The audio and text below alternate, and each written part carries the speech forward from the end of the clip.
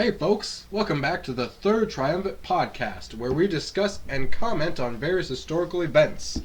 I'm here today joined by my co-host, Degun, Hobbs, and Ethan Fink. Good morning, Morgan. It's nice to be back here doing another episode. How was the drive here for you guys? Yes, my drive, because I do drive with my car that I definitely have. And you, Degun? My drive was alright. This snow is really annoying. Yeah, I agree. Today my car slid on some ice and I hit a kid-shaped deer. Pretty crazy. Oh well. So today we've decided to present to all you listeners some examples in history of the effects of religion working with state. Well, that's a pretty broad topic, Morgan. I mean, there are a lot of religions in the world. How do you expect to cover that in, a podcast? Well, there are really only under 10 major religions in the world. He's right, and today we will only be going in depth about 3 of them.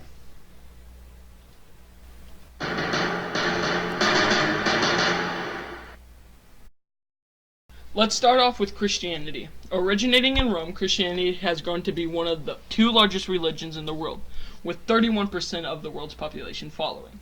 Islam, the second largest religion in the world, is followed by 24% of the population and originated in Mecca. Judaism is also one of the most popular religions in the world, but this is not because of its following, which is comparatively small. This religion is popular because of its presence in history, usually being the scapegoat for other groups' problems. So how did Christianity get to be one of the biggest world religions?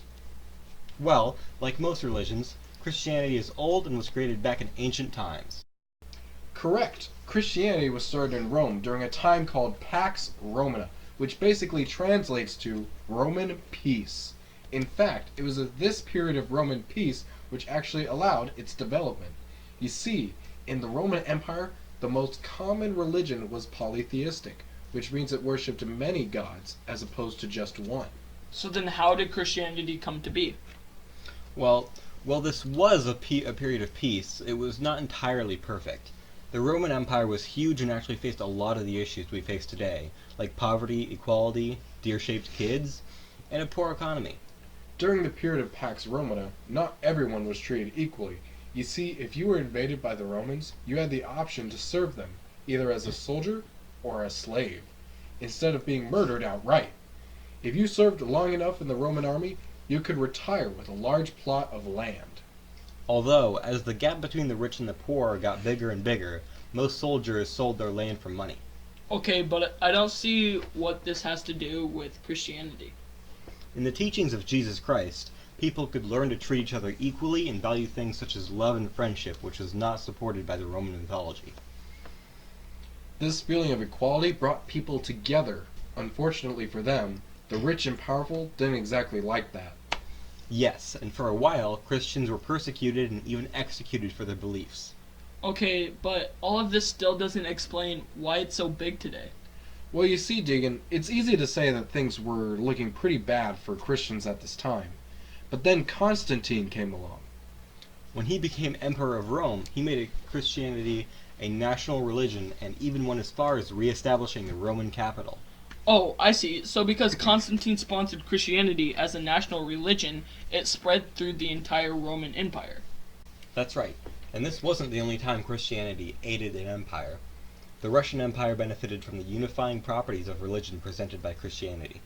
Oh yeah, Saint Vladimir, the Emperor of Russia in 988 AD, sent out a group of his people to find and study as many religions as they could.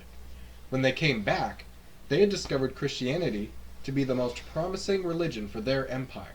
He then converted not only himself, but made it a requirement of the people of the empire to convert to the new religion.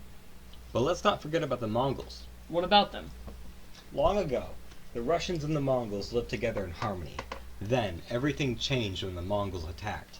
They took over the empire and conquered their land. Oh, I see. Well, I bet the Russians fought back, right?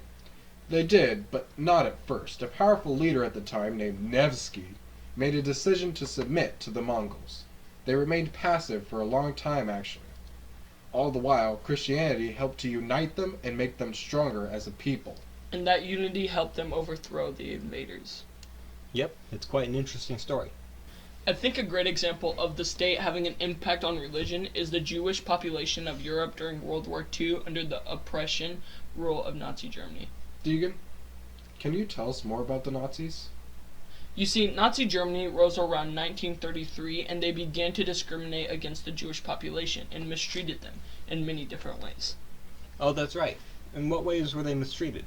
Well, you see, they were used as slaves, they were in camps that were built for the purpose of killing them and keeping them enslaved. They weren't allowed to live as they pleased even outside the camps, and they had to basically submit to the Nazis. I remember learning about this event during this horrible treatment of the Jews called Kristallnacht, or the Night of the Broken Glass, where Nazis and Nazi supporters ran through the streets harassing and attacking Jews as well as destroying and ransacking Jewish establishments. It must have been a terrifying event for them. This mistreatment caused the oppression of their religion, which led to the Jews being discriminated against, and they got a bad reputation even after the war. That is very true, Morgan. World War II is also another example of how Jews have been mistreated through our history. They are often used as the scapegoat for others' problems. Oh wow, look at the time. I'm gonna be late for my court hearing. My dog appointment. I thought you hated dogs, Ethan.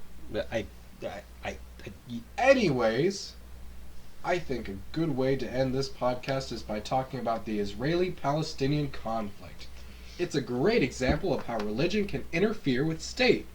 Oh yeah, I heard about that on the news. It's a conflict between the Jewish Zionist and the Palestinian nationalist over their beliefs and their land. Really?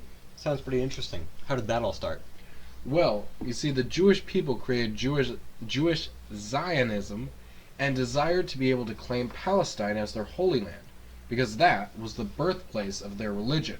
And the existing Palestinians had a problem with this because they felt the Jews were taking over their country. As tensions rose, the United Nations attempted to aid the issue and ease the Palestinians and the Jews by splitting up Palestinian into two sections of land, one for the Jews and one for the original inhabitants of Palestine. This conflict was initially a land dispute, but has turned into a religious disagreement between the two cultures. Unfortunately, this disagreement has grown to be much more than a dispute between the two nations. Due to this dispute, many different terrorist groups have arisen with either a grudge against Israel, the United Nations, or the United States. Some groups are angry towards the United States for getting involved in this conflict. These terrorists have spread and gained influence around the world. These groups use religion to back their cause. In this way, religion directly affects the state. So these groups just use religion to enact terror? Yep.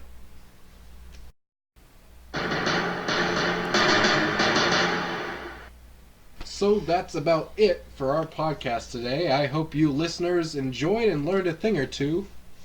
Hey, can one of you guys give me a ride? My car was kind of totaled when I hit that and I hit that deer. Does your insurance cover that? No. I'll just sell my land to a richer Roman upperclassman. It's no big deal.